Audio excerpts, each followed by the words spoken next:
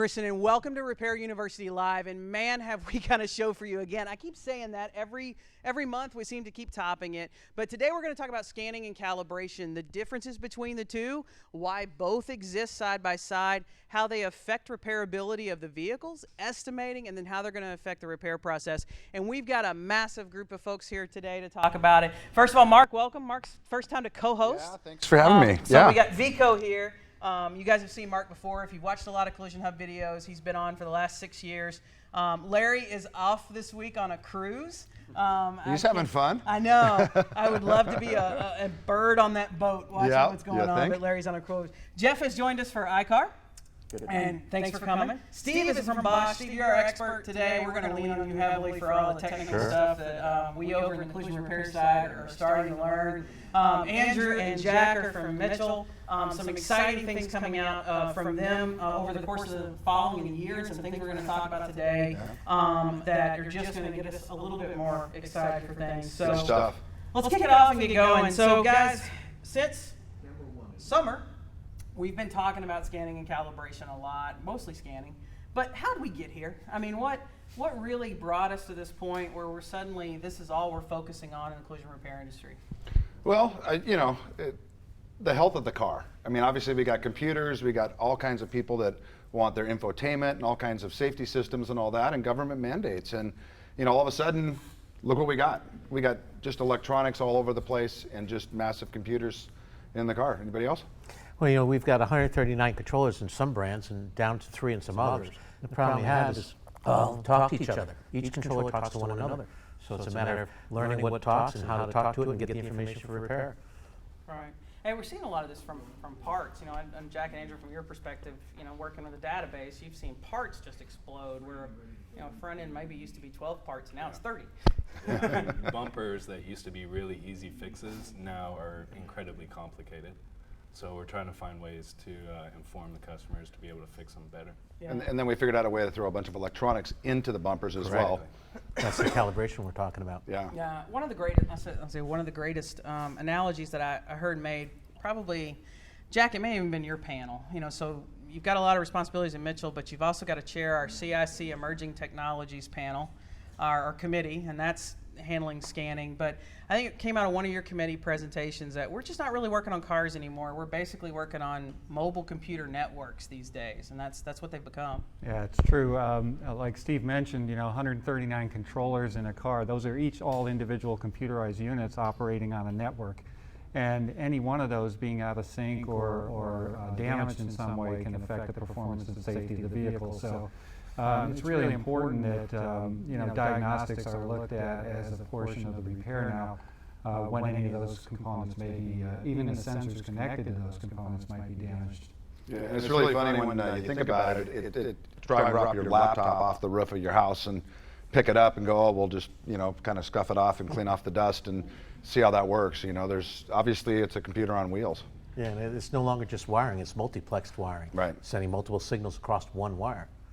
So that makes it even more difficult. Yeah, well, it's definitely not dense in paint anymore. So that's kind of how we evolved. So, this summer, I say summer 2016, as we went into the summer, the OEMs kind of hit us with a lot of position statements.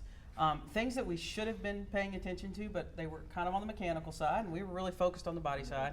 But we had several OEMs basically come out and say, hey, you got to do the scanning. And that really sent us into a tizzy. I guess Jack and even Steve and Jeff, you guys deal with OEMs more directly than we do. What kind of got them here? What drove them to finally have to say, I'm going to have to make this a position statement? I think it's an awareness, making it more publicly aware, making sure the technicians in the industry understand what we're dealing with here. For so many years, a lot of this has been in the service information. For the vehicles that first came out with these technologies, it was something that was buried deep in that service information that we just didn't reference.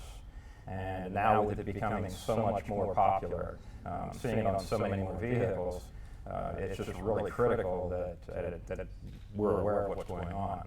So the OEs are pushing those statements out, I think, in order to take and really get that awareness out. And a lot of it was for a number of years, you would have where they'd say, do you get the instructions on how to fix that car? And that meant the frame sectioning guideline. Right. It had nothing to do with any of the stuff that we're dealing with now. Yeah. Now, I think one of the good points here is while it's a new development to us, it's not really a new development or something that's meant for late model cars. So some of this can go back, Jackie pointed out to us, as far back as 1996 on some of these things that we probably should have been doing that we weren't. Does it go back that far? Well, the position statements in some cases do, but and there's some that argue that the position statements are too far in one direction in terms of saying always and every time and must have, and there's a lot of people in the industry that would debate the always must have back to 1996 type of position statements. But the fact of the matter is, when you're talking about a newer vehicle, 2016, 2017.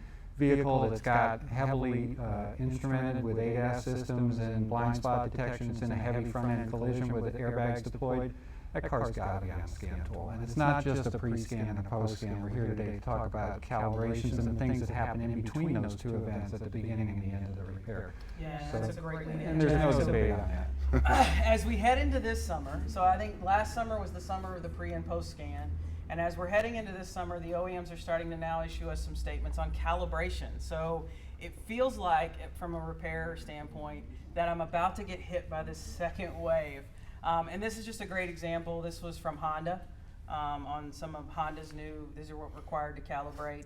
Are we going to see a new wave of OEMs talking to us more about specific calibration requirements as they relate to these cars and the collision side of this business? What you're seeing now is that higher end cars, Acura, et cetera, have the cameras on board or radars on board, but now it's moving down into the lower cost cars, and eventually become mandatory where all cars sold in America will have some form of collision avoidance, whether it be radar, LiDAR, or a camera to position the car so it stays in the lane or doesn't hit something, or stays within a distance away from the rear of the car. So it's safety, it saves lives.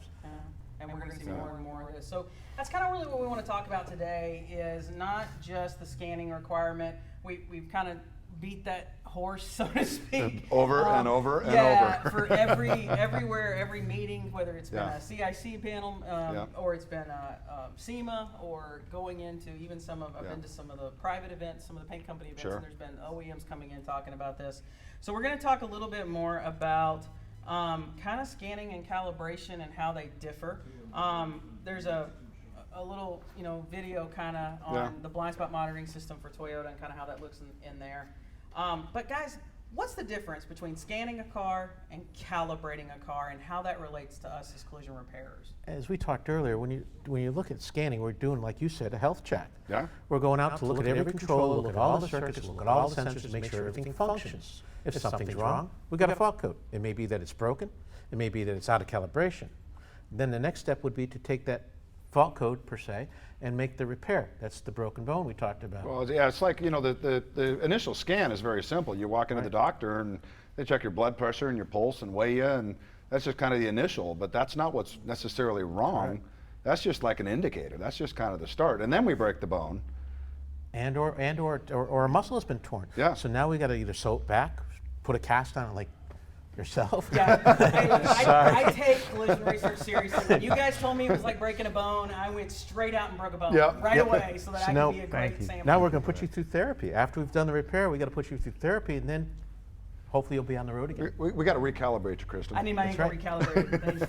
Soon, please. It's summer and this thing's getting kind of hot on my So Kristen, I think a real critical piece here with the scanning, so we're going in there, we're interrogating the system. We're looking at the data that's in that system. Now it's really critical that the person that's looking at that data knows what to do with it, the information that's there. Right. Where we've got a fault code is one thing that might be pointing us in a direction, but is that truly relevant to the loss of hand, or is it pre-existing, or trying to decipher all of that? And then the opportunities where there might be data in there that's not necessarily flagging a code, that's still something we need to look at. And interpret that data as well. So on the scanning side, that's one aspect of who's behind it, who's actually interpreting that data and making sense of it. And then take it to the calibrations at a different level that, now we're getting everything lined back up, and we're telling the computer this is where right is for that sensor. That way that sensor is feeding the right information to that system, so the system functions properly. And then also in the repair of the car, we can actually set even more codes or have more problems. Just like at the hospital, you're sitting there on the operating bed, and they're monitoring things as they're doing things to your body. They're making sure of what that actually is doing to your other system. So, calibrating and, and we're going to possibly do more quote unquote electronic damage as a result of disconnecting something or something like that. Yeah, and then just like you take a component, the scenario would be if you take an intake manifold off, something as simple as that on a modern car, that idle air control motor, the device that keeps it idling smoothly, that device is no longer paired with the controller. So now when I put everything back together, if the battery was dead and the controller is disconnected from the battery, it's got to be relearned so it knows how to idle. Otherwise, it's just going to go up and down and up and down. And it goes the same with the camera, with the radar, the LiDAR systems, a multitude of systems that have to be paired. In our world of collision, do scanning and calibration exist separately, or will we kind of always see these together and we need to start thinking about them together? Yeah. I think so. I think you're going to have to, it's going to be, as cars go forward, that camera's going to have to be calibrated. If you replace the windshield or the car was damaged where there's a twisted frame or a suspension component's been replaced, you're going to have to, you've changed the ride height. You've changed the structure of the car slightly, so now that camera's got to be brought back into alignment. It's all part of the system. It's all part of being scanned. The scanning will determine whether the controller's got a problem or there's a problem with the camera, but now that I've got that out, whatever I did to the car to repair it might need a calibration. So it is all in one.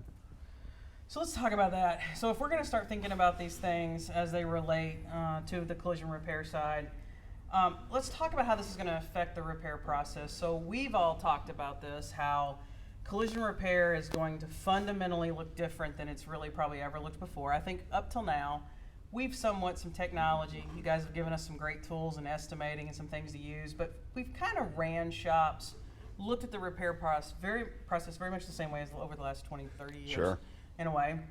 And now we're kind of fundamentally looking at this different. So effects on the repair process, do I kind of, before I even touch a car, turn a wrench, start tear down, even write the first line of this estimate that I'm going to do I need to know everything that this car is going to have on it? Yes. In one word. Short It's word. a talk show, Steve. I mean, I'm just In one word. When you think about it, if I don't know what systems in the car, what components in the car, how do I order parts? How do I put it back together the way the customer brought it to me? Well, excuse me, the way the customer bought the car.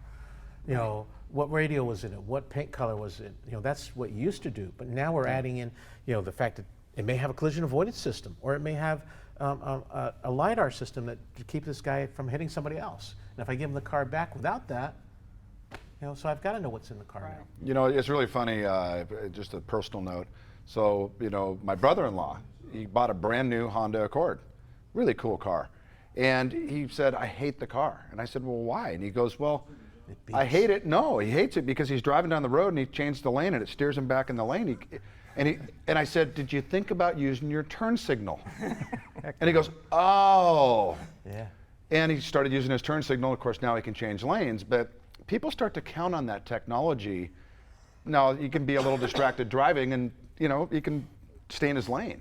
Now, if that doesn't work, is there a problem there? And that's kind of what we're talking about for the calibration. Yeah, and that's what we all forget.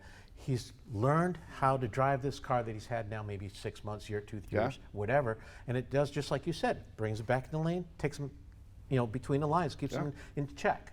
And suddenly you give him back the car that you've done the repair to, and you didn't calibrate or do the repair correctly, and now his system is no longer working. Right. It will shut down because it's trying to protect him at the same time by shutting down so he doesn't do anything crazy. So now he goes down the road and he lets go of the steering wheel or something, and he's texting when he shouldn't be doing. Yeah. And the car drifts across, and the next thing you know, he hits Jack in the other car. Sorry, Jack. Yeah. Well, and then the other I think you got a problem. good case, Jack. But then the other problem that we have with that is that there's no light on the dash saying this is not working. Correct. It's just looking out to see what's over there, and if it's not aimed in the correct spot, it doesn't see it. Right. It has no way of knowing. Yeah. So last week I had an opportunity to start writing some estimates on some cars, and a really small, basically what we used to call the shopping cart scratch on a bumper cover comes in, windblown, cat claim, so to speak. I got these windblown scratches on my car. And I know I'm not the best at looking up information, and I'm not as fast as some of these shops that specialize in certain makes and models.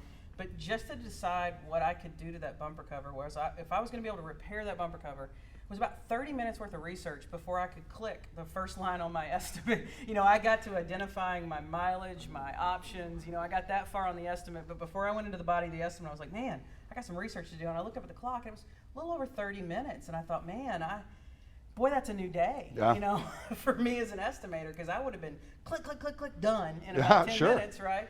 But that's going to fundamentally change the way we do our jobs, even. Well, if you're going to do it right, in the drive-by quick estimate, that is probably a thing of the past if we're going to do it the right way. Yeah. And from an information provider perspective, Kristen, it's our challenge now, and that we're working on is, instead of having to go off and research into 6 different databases to look for that information, what we're doing as an information provider is bringing that information into context. So as you go to write that bumper, it tells you, hey, this bumper has sensors in it, and you need to be aware of these things.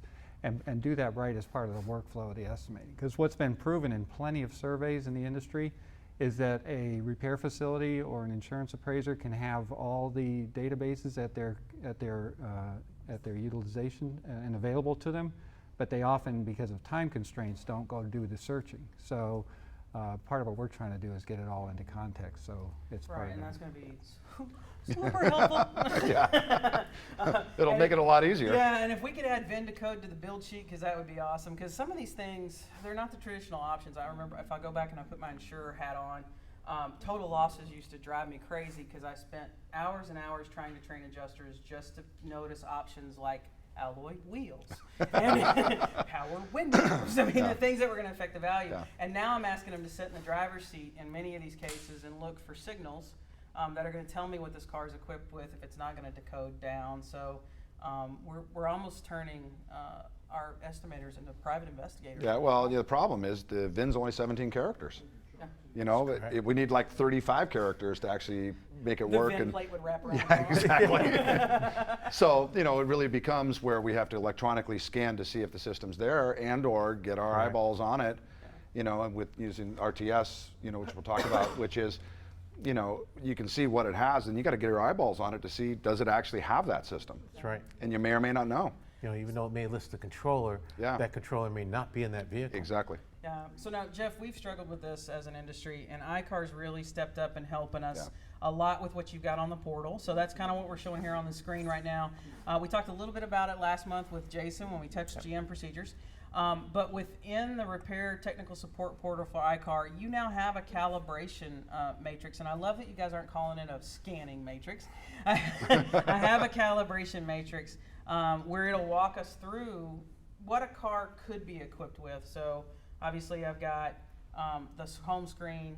I come in here, year, make, model. Only 16 and 17 now, correct? Currently. Okay. Working on getting us some more, right? I know. Working hard behind the scenes. You need about 50 more people up there now. Yeah, it's pretty challenging task, and we've got folks working on it.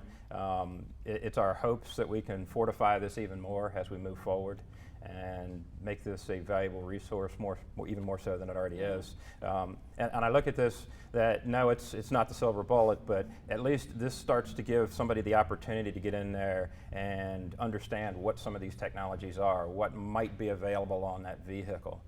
Nothing takes the place of eyeballs on the vehicle. Really sitting down and becoming familiar with. And what I encourage folks to do as much as possible, sit down in some of these new cars and start looking at the little icons. Just take a few minutes out of your day. If you've got that brand new 16 or 17 or whatever it is in your shop, even though it doesn't have major damage, maybe it does have something minor that you're just dealing with, take a few minutes and sit down and maybe gather some of the other folks from the shop around and start to talk about what you're seeing on this vehicle and what it looks like visually. Yeah, I get the question all the time when I'm visiting, mostly privately with a lot of people. Yep. Okay, come on, Kristen, does this apply us to something as simple as a key scratch? And the answer is, yeah, it does. Something as simple as a key scratch now may put some of this stuff into play where it never did it before. Yeah, so we're RNI and a mirror on a passenger side, and we've got lane watch, and just to blend a door or something like that. Now we've got some other considerations there we need to look at. Yeah. And then do we have to aim the camera or not? And and sometimes you do, and sometimes you don't. And it takes this kind of information to actually see, does it have it, and then see what's the calibration piece. So the portal, it's one of my favorite things. I talk about it over and over, how I start every day on the RTS website. I literally do. I'm probably the #1 junkie of iCar right now. But from the news releases to whatever, I'm on here just about every day seeing if I've missed something. Yeah. But this is going to tell me what the vehicle could possibly have on it. It's going to tell me whether it sets a light or not, so that I can have those intelligent discussions with my repair partners about what I'm looking at and the needs. But then, like you said, I still gonna have to go look at the car and. Yeah, nothing takes the place of looking at the car and referencing the service information for that vehicle, because there may be certain conditions under which it sets a light or sets a code. Right. And not always will it, depending on what's out and how far it's out, will it necessarily flag a code. So it really is a challenging proposition for us as an industry. We've tried to do our best to kind of bring to light more of that information, but digging in deep is what it really takes. Yeah. Going back to, you're talking about that key scratch on the bumper, and if you didn't spend the 30 minutes to research whether it had blind spot detection or something like that, you just go ahead and fix it. All of a sudden the customer's got an issue. Right. Now you're having to redo the work, if not replace the bumper. You've got extra costs, extra time, all these things that could have just been eliminated with that 30 minutes up front. Right, just getting in the process. So let's talk about that a little bit, because Andrew, that's great. It's like you're reading my mind. So let's segue into that a little bit, because I have a lot of shops that I talk to that say that they get scanning and calibration on the post-in, and they absolutely know why they would have that post before the car delivers. Right. But how does that really affect repair processes in the beginning? And Jeff, you got us 2 great examples here, and I love the fact that they're both Ford cars, but are going to have different requirements for calibration that the shop's going to have to be aware of. So up front, whenever I'm planning out the repair on these vehicles, if I'm hitting the front and I'm dealing with front end damage and there's an adaptive cruise control, I'm going to have to think about when does that adaptive cruise control have to be calibrated. And on the F-150 is an example where there's just a trim cover that comes off. And so the bumper's on the vehicle at that point. So I can pretty much get that vehicle trimmed out and pretty close to the end stage before I have to necessarily go through that calibration. The Explorer, on the other hand, well, if I painted a bumper cover, do I really want to put that bumper cover on there and then have it sent out, or have somebody taking the bumper cover back off to do the calibration? Because the Explorer is an example where currently the procedure says you have to take the bumper cover off to get to that adaptive cruise control unit and do the calibration. And that bumpers off also applies a lot of times to blind spot monitoring systems, correct? Correct. Well, depending on the system, but yes, it does. A lot of systems have covers that have to be removed. A lot of things have to be done to calibrate properly. Yeah, and then go all the way back to the beginning of the process. The beginning of the process is we start the estimate on the car, and we got to plan an extra trip to the dealer potentially, or calibration on a car that doesn't have a bumper. And this is kind of a game changer, all of a sudden for the industry. Yeah, it means tow truck or a person going out to drive it over there or whatever. It's a lot of Yeah. time out. Yeah, I mean, that old painter in me, man, if I painted a bumper and I got it buffed and I'm ready for delivery and someone in the service department scratches that sucker, I might burn the service department down before the day's over. So, I mean, that's a huge factor to think about. I mean, just up front as an estimator, I'm going to make the right decision, one, to repair or replace or whatever that might be. I'm going to make the right decision on what the process of this repair should be, and I'm going to have a really good idea of setting a real deliverable time to my customer, and not saying, okay, we're going to get to you Friday. Oops, it's now Wednesday. Yeah. But setting those clear expectations to the customer and then delivering on those expectations is critical to my message. Yeah, and we'll talk a little more about the calibration in shop, but that's definitely a consideration with tooling and training. Yeah. So that's what this is. Just in one manufacturer, 2 different methods for front end damage that I would have to think about to make sure I'm getting this done right. So, Jack, what am I? We've talked about this a lot at CIC. I wish I could broadcast every CIC meeting, because I think people don't know some of the stuff we do in CIC sometimes. But right now, a shop's got 5 options, 4 that are more realistic. Right. What are those options the shop has right now? So this actually comes from a presentation I did at NACE last year in August, and this is for scanning. This is just for the pre and post scan, but it applies to calibration as well. Option number 1 is take the car to the dealership, and if you're talking about a repair like some of the ones we just talked about that have to be pre-scanned, maybe some work done during the repair process, and then calibration at the end, there may be more than one trip to the dealership. And you know, I've heard a lot of horror stories, as I'm sure you have, about those trips to the dealership and how the car can sit there for a couple days because the dealer's got other priorities, or the car gets damaged or damages a car in the dealership lot during those trips. So that's a tough one. And sometimes even training at the dealers, you get it there and they don't even know, in some cases, to even do the reset. Or they've never What done are you it. guys They've never done one talking before. about? Right. Their device is covered in dust because Yeah. it's never been used. Brand new. Yep. Never been used. Yeah, 3 years old, but it's Yeah. just been sitting there. So then there's the mobile guy, and this is typically airbag techs that have OEM scan tools in a van, and they can come by and help collision repairers with scanning. And great thing if you have a good tech with the right tool who's available in your market. And those three things all together are getting harder and harder to find. The techs that are out there that have the tools, that are trained and capable, they're really booked solid, sometimes for a week or two in advance right now. So that's a tough one right at the moment. And if you're in a rural area, that guy doesn't exist. Then there's aftermarket tools, and we've been doing a lot of work with Bosch because they're, in our opinion, the premier manufacturer of aftermarket tools. Good aftermarket tool allows you to do the work in-house, which is a big saver on cycle time. And but every tool is not a good tool. So you can go to Walmart and buy a $69 scan tool, and good luck with that. Yeah. It's just an OBD2 code reader. It's not Yeah. going to really do what you need in a collision repair. And then the last one is the remote services, of which there's a couple. There's Collision Diagnostic Services, AirPro, where you're connecting over the internet using a dongle attached to the car, connecting over the internet and getting it done that way. So, that's what shops are doing today. The fifth option you mentioned is the shop to buy the OEM scan tool. And get trained. Yeah, and if you've got $150,000 in your budget for scan tools and training, that's an option, but not too many people. Right. Not to mention that every OEM scan tool works completely different. Right. Where the aftermarket one works the same on a Toyota or a BMW. So I don't have to train 10 different guys to do Right. one job. Right, so it allows you to have Right. increase the skill of that Sure, technician in a sure. shorter amount of time, so to Right, speak. and So, lower cost of training. yeah, and when we look at that, we'll often talk about what does that cost look like, and Jack, you and I talked earlier. These are guess numbers, so to speak. Artist rendering. Yeah, artist rendering. I call it an artist rendering, and it's going to vary. Please don't send me hate mail for the for the times or whatever. But this is just an example of looking at, and it's going to vary depending on the ranges. vehicle being worked on, whether you're in New York or Montana. All of the market, everything varies depending on this, and the service providers in the area you're talking about. But just as an idea here, you can look at the cost to the shop, how much the insurer is going to wind up paying for the service, and the effect on cycle time. And what you'll see as you move from left to right is it gets better in terms of cost and cycle time, cost to the insurer in particular. But the interesting thing here is that right-hand column is one of the rare instances in our industry where everybody's aligned, where it's good for everyone. So the insurer is going to pay less, and that's when the collision repairer can do the job in-house using their own tool and properly trained technician.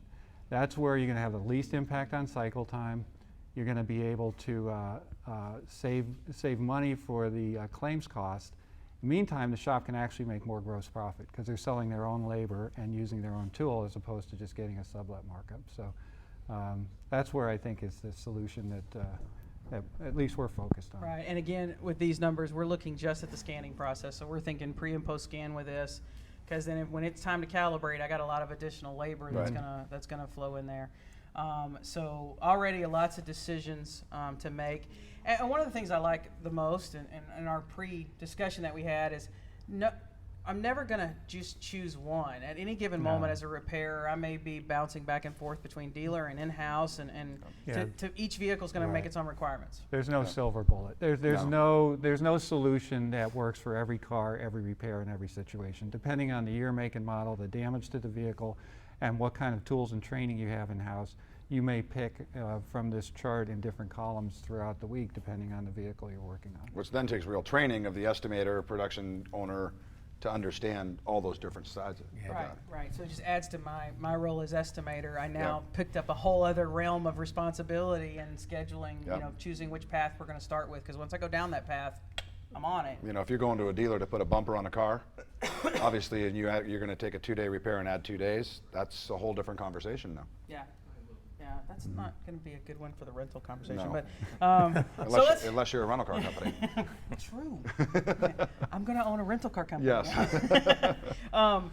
Let's talk about calibration. I want to get into in depth what it takes to calibrate a car, because Jack has a great point. I think sometimes right now we have we're doing a lot of presentations on scanning around the country at different collision repair events, at different local events, and we buy a tool, whatever method we try. Sometimes we buy a tool and we trot back to the shop and we go, I got it. I'm good to go. But but there's just so much other things I'm going to have to own. So when we talk about what it takes to calibrate a car, there are some additional tools beyond just the scan tool, whatever I choose that a shop's going to have to look into. What are some of those tools? Well, what you're looking at here is the Honda calibration tool, the Honda dealer tool.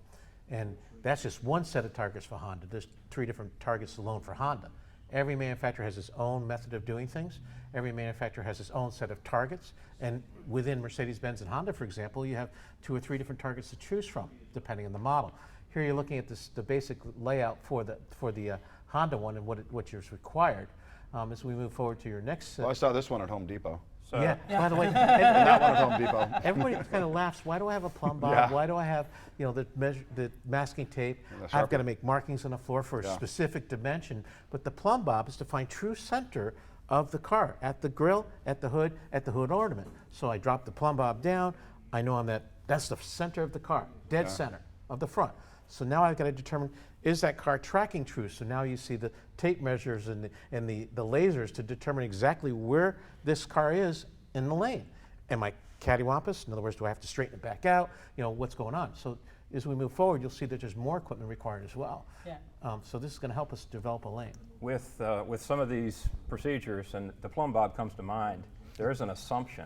Yeah. There's an assumption that the vehicle is structurally correct. Correct. And there's also an assumption the floor is level. Yeah, that's one thing we didn't bring about. You need a shop floor that's not only level, it's clean, it's at least 30 feet. You need from rear bumper to the front of the target about 27 feet for a Honda Odyssey, and then some cars even more. There's a Mercedes pickup truck that doesn't come to this country, thank you.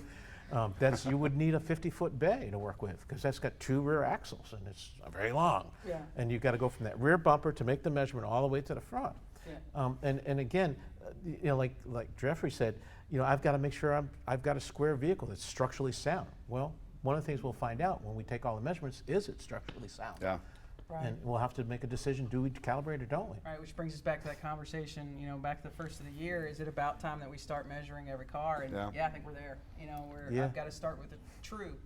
Before I and we're also measuring more than just the 8 points under the car too. We're measuring sensor locations. I only get 4. What do you mean 8? Yeah.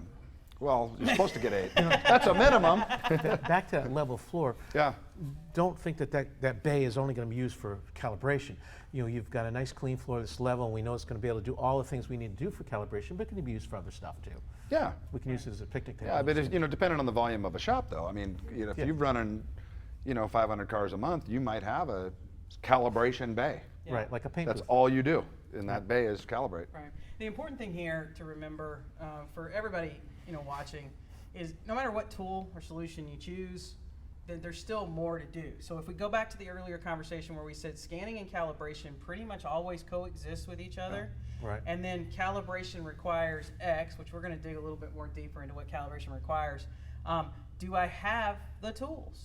Can I get the tools? Can I buy them? Correct. Can I afford all the tools required based on the makes and models that I'm repairing? I mean, if I'm a dealership fixing Ford and 90% of the cars in my building are Ford, that's a different scenario than if I'm the independent collision repair or the MSO who's fixing 20 brands a year and thinking about having to have all of this stuff at every location and available and trained to use. Yeah. It brings a good point up, because the Honda unit is for Honda only, and that's the only way you could get it is if you're a Honda dealer. We manufacture that as well. Then you'll show in a few minutes. We're going to show something where it's generic for all brands. Also could be used for a dealer too, because if you use car lot. Yeah. So that's pretty cool. So after I get some of these tools, I got my plumb bob, my laser measure, my good roll of 233 plus masking tape, and my Sharpie. I need targets, and I know that some of the last summer, one of the OEMs stood up and said, "Hey, you can print off our targets." And when the panel discussion was over, I pulled him over and went, yes, but I have to hang them on something afterwards. So we kind of oversimplified that a little bit in our presentation. And this is a great little shot. Again, Jeff hooked us up here from iCar with, this is what targets look like when you hang them. Watch how he takes the measurements. He has to go to a shop manual. This is not on the OEM scan tool. He's going to a shop manual, he's reading that, he's taking those measurements. It looks fairly simple. I'm telling you, when you get to be my age especially, and you try to bend over to take the actual measurement, it's not so simple. Now I'll show you something as we go to the next set. Right. There's more measurements to make, but this is the unit that's for the aftermarket. This is the one that works in all makes, all models, or will as we build more cars to it, of course. Right now we're doing Toyota, Hyundai, Kia, Subaru, Mercedes-Benz, and some others I probably can't think of at the moment. But you'll notice at the bottom, every target's different. And you'll notice on this one, it's a roll-around device I put in front of the car, and it's got a laser measuring component. I don't have to take that tape measure and measure up and down. There's a tape measure built into the tool. So I raise the target up to the right height. I don't have to measure down, it does it for me. Life gets a little easier. And the nice part about this is that with our scan tool, the Bosch scan tool, the Mitchell scan tool, what happens is that when the instructions they need to set up the car, the distances, the lengths, the heights, and all that information is on the tool. I don't have to go to the shop manual. Slide by slide, it tells him what to do. So he's carrying the tool with him as he goes. He's making his measurement, which makes his life a lot easier. Right. A lot of work. Now, there are some targets that I'm never going to get my hands on. Is that right for some of these vehicles? That some of the targets? For now. Yeah. Yes. That's when you're back in to take it to the dealer column. Yep. I mean, there's some cases where that's going to be the only option. And I'm going to probably, I'm going to want to know that up front as I'm writing that estimate. Exactly. If I'm an estimator, I go, oh yeah, we got targets back there. But that car doesn't work on that one. Then I've got to know what targets I have, what I can and can't do, and I may be able to do Honda and Toyota and Kia and whatever, but Porsche or Audi may have to go, right? And there may be some with the laser, the radar system up front. They'll have to have an actual mirror system. And although we are developing that right now for the aftermarket, some of the brand new cars, because obviously the car got hit one day after it left the dealership, that's not going to be on this tool, so you'll have to go back to the dealer for that. Yeah. And that's a mirror in the front, and a mirror in the back, and a single shot back and forth. So, And this is just as simple as if let's just say we take a rear body panel, we're going to put a little pole on it, do maybe a little bit of welding or something, and we disconnect the battery. yep. In that moment, this is where we're going. Well, and not just that, you also change some of the structure of the vehicle possibly too. So Yeah. I've got to make sure, and that's you'll see in videos that we have on YouTube. If you watch those videos, we'll tell you exactly how to make the measurements. Not only is it on our tool, but we're guiding you through. We're trying to make this as simple as possible. We've been working real hard at that. Is there some generalizations, like, if I, on a late model vehicle, if I put alignment on an estimate, that there's going to be a calibration required? Some brands, yes. Toyota, for example, if you do an alignment or you change the front end component, and other brands as well, I have to do a camera calibration or a radar. And the reason behind that is, the car was leaning a little bit this way, so now I got to bring it up this way, and I've made enough change. If you do even a little adjustment, enough to just adjust camber, that's going to change ride height. Oh yeah, it's gonna be Just just a little bit. And then we also have to look at like some of the lasers and sonars to actually align those to the back wheels, which is the thrust line of the car. Some of those are a component that I bring up to it. Some of them are floor mat, basically, that I roll the car on top of. Now, while we're on this, because it's kind of I remember Repairability Summit was just a couple of weeks ago, and there's some great things that kind of came out of that. Guys, in the estimating world for collision repair, we do a lot of R&I, right? That doesn't really exist in the mechanical world. If somebody's into the shop to have something done to the vehicle, it's probably because that component is bad, and I'm going to remove it, and I'm going to replace that component. So in the mechanical world, when I'm looking at R&R, in the collision world, that may be the same as R&I, just because I've disconnected that sensor, whether it's to take it off to put a core support on, or I've taken that mirror off to blend a door or whatever. So when we see a lot of R&R in some of this data, as collision repairers, should we be thinking R&I triggers that same rule for the OEM for calibration?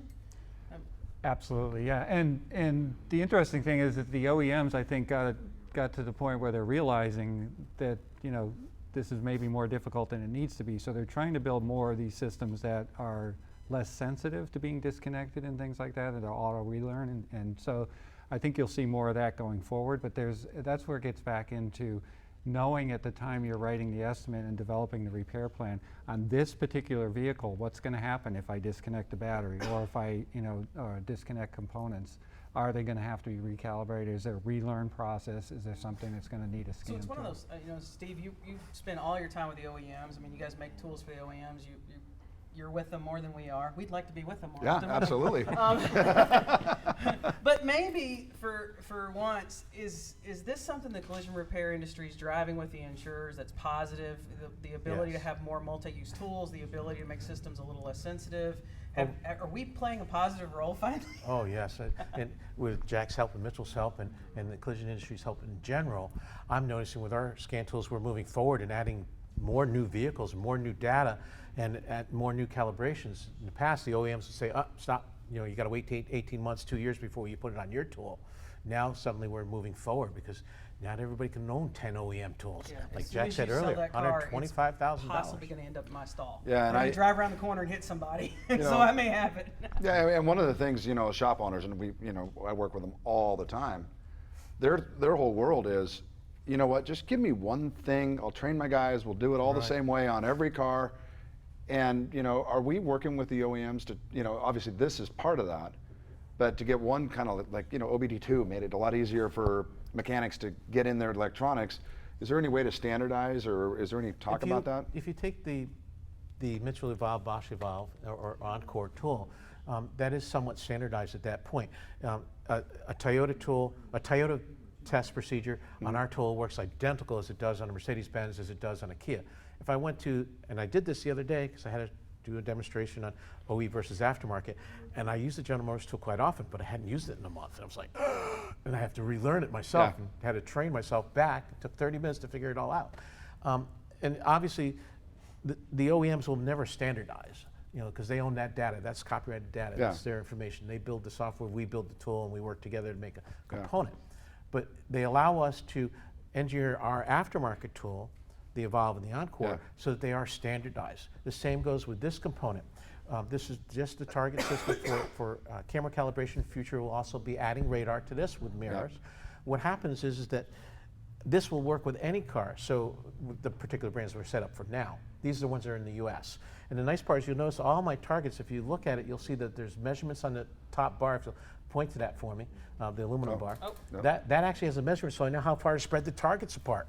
Every car is different. And then if you look over at Jeffrey, he'll point to the one to the right, you'll see a little white ruler right next to the black bar that's vertical. Right? That ruler, I don't have to take the tape measure from the floor up. I just raise that whole bar that you've touched on, and I raise it all up to the right dimension, so I got built-in rulers. I'm shortening the guy's process. I'm making his life easier. I make him so he doesn't have to bend over for like somebody at my age. And the other thing is that what's really cool about this is that, they give you the dimensions in metric. I can't buy a tape measure at Home Depot or Lowe's or Sears or anywhere in metric. They're in a locked cabinet. Yeah, you're right. And we have the metric to measurements on there. So if they break or lose their tape measure, guess what? It's there. They're not going to break this one. So that makes their life easier too. All right, so I've decided if I have to buy a tool, Yeah. right, a scan tool or a reader. I've looked at buying all the additional other tools I may have to have in the shop. I've looked into targets, whether I can or can't have targets for specific makes and models or whatever.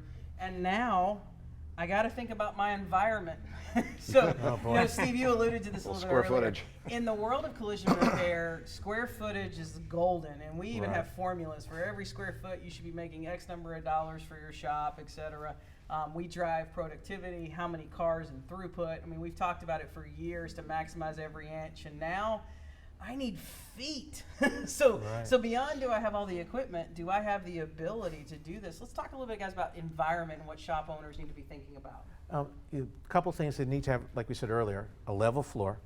And the floor cannot have checkerboard pattern of black and white, and neither can that be on the wall. So you can't have posters on the wall either. Because if you saw earlier, those are checkerboard patterns.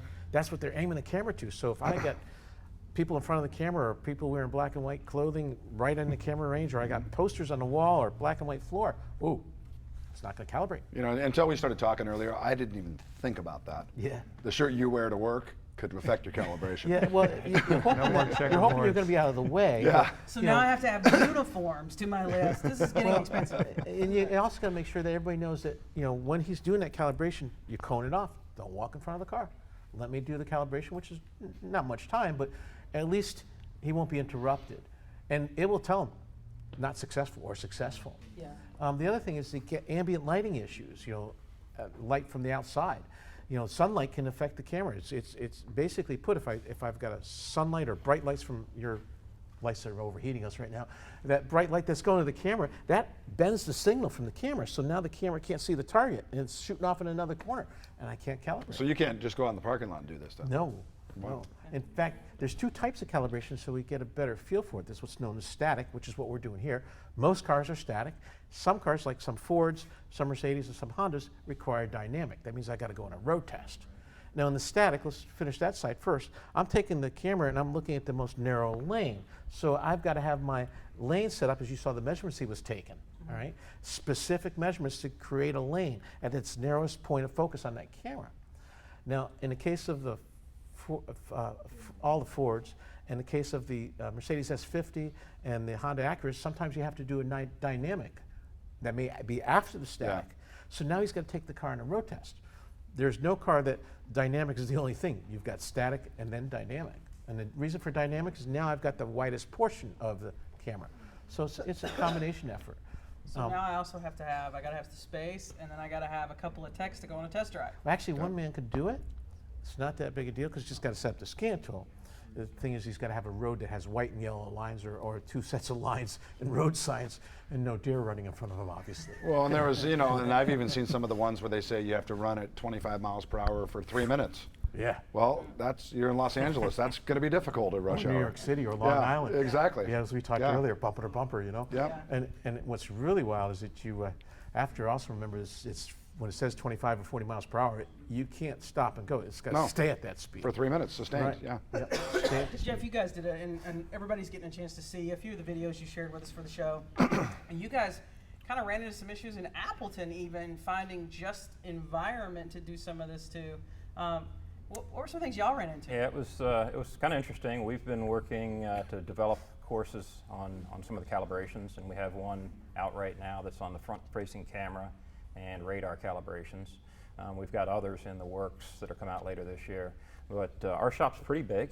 We're pretty proud of it, and we feel we've got enough room to do a lot of things in there. But we actually found on a couple of these calibrations, you mentioned going out to the parking lot, and you really can't do that. Well, we did. And we found it was kind of interesting because, where the sun was, and we had to wait until the conditions were just right Cloudy day to in the take and do shade. everything that we needed to do. And level. And level. Yeah. To be able to do that procedure, and it was quite the challenge.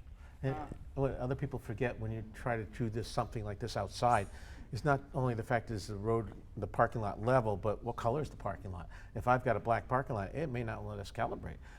You can in some cases, but in most cases won't. And that sunlight, that's the biggest issue. And Steve, rain. you're hurting me. I I mean, know. you're just, it's adding up, and I'm like, man, I got to paint my floor. I got to do. But the nice part, you saw the Honda only. That's Honda, and you would have to buy one for Toyota. If you go look at the universal system, we call it the SCT 415, but if you look at that universal system, we continually add to that, and we continually add to the scan tool, and that will become a one all-track system. And it will eventually even have the radar, because I've been looking at the mirror system, going forward. That's Maserati, Chrysler, and Toyota. So what's an average foot? 23, 25 feet from the front or the rear of the target? So the rear bumper, the front bumper? 27. 27 feet. 27 would be the Honda Odyssey that's probably one of the longest cars out there right now. From the rear bumper to where the front of the target is, not the back of the target. So remember, the target now is roughly 3 foot itself in width, as you saw in the previous picture. So most cars now that we're going to be working on, like this one here, we definitely would have where they're pulling the car into work on it, and this one you got to turn it around to get more, because the wall's there. Yeah, oh yeah. Rethinking how we're even setting up our shop. I need 27 feet out. I think one of the diagrams Jeffy gave us about 13 feet wide. Yep. I need to be able to be at least 5 feet high with no interference, a level ground. It can't be black, and I can't have sunlight. And can't have posters on the wall. Wow. And don't want a bunch of people walking back and forth while it's happening. Yeah. Right. Can we at least play music during this process? Sure. Okay. All right. Well, that's good. Cool. I got something. Thanks, Mark. Softly. Yeah. So that, I mean, that's environment's a big key. So even if I was a shop owner and I could buy the tools and I could buy the targets and I could buy everything, then now I got to make sure I got all this space to be able to do all that in the first place. Right. To get it down the road. So then let's, we talk a lot in this industry about how hard it is right now to find skilled technicians for collision repair, and even estimators. We're kind of struggling to find estimators, now too. Well, now I got to think about my tech in my shop in a completely different type of role. So, what type of skilled technician would, if I'm going to keep this in house and I'm going to do this or whatever, what kind of tech does this take? Somebody that's really detail oriented. It kind of has an aptitude for wanting to understand what they're doing and follow through the procedures exactly, and truly comprehending what's happening there, being patient, and being able to, I want to say, dive into that service information and follow it is really, really critical. I've been fortunate to work with a good number of techs over the years, and sometimes it's interesting. You may have a tech in your shop that's really good at doing structural repairs that may have a certain affinity for this. They may have a gift for this that they can handle doing some of this. Again, but it really comes down to the tech having that drive themselves of saying, man, I want to do this, I want to understand this because this is the future. Hopefully he's got some Android operating system skills or iPad operating skills, because that would help too. Software engineering degree. And then even the carpentry skills, because he's got to use a tape measure and he's got to roll out a laser. And So are you saying that if he comes in with a flip phone, he's probably not qualified? Probably so. Okay. You need some Android experience? What is some of this? I mean, and forgive me, I do not want to go into details on time because we're just not there yet. But we're an industry that likes to have set parameters around things. Scanning feels easy, right? I plug in, I hit a button, ta-da, I get little green check marks. I feel good about myself. Some of these calibrations, ballpark, start to finish, what's a tech involved? I mean, Jeff, you guys, but can't go out there on times, but it's been pretty involved. Yeah, I'll say that. What's There's three cars that are very difficult, and that's Toyota. And I don't mean this in derogatory, it's just the reality of doing the calibration. The Toyota LKAS system, lane keep assist, Honda's version of that, and lane departure warning, and Subaru. The difficulty is it's a lot of measurements. I've got to measure ride height, I've got to measure the length out front of the car, I got to measure the centering of the car, I got to then bring it up, cut the car in half with a laser, not quite literally, but find true center. And what appears like on paper like a 4-minute job, you're looking at longer than that, half hour to an hour. Maybe once he's done a few of them, he might get it down to where he can finish it conservatively in 30 minutes. But it's and this is not something you can rush. This is, you got to follow every procedure all the way through. Right. And a good example is we tried to rush one on a Mercedes-Benz. It happened to be my boss's car, and it didn't calibrate. He's getting ready to go to dinner. I said, "Well, here's my rental car." I gave him a Toyota. Perfect. Yeah. Perfect. Yeah. That didn't go well. So Jack and Andrew, I mean, we're pulling a lot of stuff now from the mechanical side of this industry into databases and estimating. Is that an active conversation for the software providers right now? Because sometimes I'm going to these dealerships and they're like, there's no time for this, Kristen. I mean, we have some procedures, but there's not like a motor database of time or somewhere out there for what these things cost. Is that a conversation now that we're having to elevate through the OEMs to say, we're going to need some book time or warranty time or something there? Well, on something as simple as a pre-scan. We've been asked, Mitchell's been asked, when are you going to start publishing labor times for this? And the answer is, is the pre-scan being done with a OEM scan tool? Am I taking the car to the dealership? Am I doing it in-house with an aftermarket tool? Am I connecting to a remote service? And if I'm connecting to the remote service, is the other end ready and waiting when I'm ready? So even something as simple as a pre-scan on XYZ car, it's very hard to get to exactly what would be included in all the labor operations to deliver that so that you can conduct a time study. And that's the most basic example in this area right now. So, and are you seeing cars to cars be a little different in what you need to do for the pre-scan? Like, different operations to get you do the pre-scan. Right, exactly. What tool you're going to use. Yeah. So that's got to be a challenge because I know we push you guys a lot to we want you to be our silver bullet, right? Yeah. Tell us what we get for that. Yeah. So that's got to be a lot of pressure right now on the information providers to kind of dig into something different. We're working really hard. I mean, if you look at the the history of the information providers and what we do, I think there's never been a time when we've been more active, at least at Mitchell, because of the amount of information that we need to bring into that environment today to help with the correct estimate, the correct repair plan based on all the information you need to make those decisions has never been greater. So we're working really hard at this point. Well, we do appreciate Yeah, that. We absolutely. lean heavily on you guys Yes. for just negotiations, sometimes for the conversations we can't have Yeah, ourselves. We love exactly. to have the book and go. Here's the book. Just point to that line. So it brings up a great kind of next point. So we've covered all the things I have to think about, right? Tools, targets, environment, space, skilled technicians. I mean, there's lots for me to think about in this arena. It's way more complicated than just, do I want to do an aftermarket tool, an OEM tool? There's so much more involved in this for repairs. And if we're not doing the calibration, well, we're not helping the customer at all. Correct. Right, if I'm just Yeah. sticking a scan tool to it and clearing codes and sending them down the road, I've done no service. I've kind of really wasted the customer's time at that point. As I was talking, Kristen and I were having a conversation, and what happened was I was talking to a couple of OEMs, and it's no secret autonomous vehicles are out there. They have the technology to put them on there, and there's some legal issues and all that, but they actually are concerned there's a problem. And the problem is, if it gets wrecked, do we have the infrastructure in our industry to actually put that car back on the road? I was talking to a person at Google, and they were saying, yeah, if one of those gets touched, it does not go back on the road. It's got to be perfect because, obviously their whole reputation. So, us as an industry, our whole reputation, and can we actually get it back on the road and have it do what it's supposed to do? Well, or just determining fault. I mean, Yeah. if it's a software problem with an autonomous driving vehicle, the driver's not at fault. He wasn't driving. Yeah. So, yeah, there's all kinds of issues. But then it's been wrecked, and was it properly aimed? And now we got that's a whole separate subject. a whole different conversation. We are human beings. We're creatures of comfort. We like technology, and we lean on that technology. And I think if I choose the wrong paint process and I paint a car wrong, or maybe I choose the wrong fasteners and the bumper's not quite as installed as it should be, that's a customer comeback, right? Yep.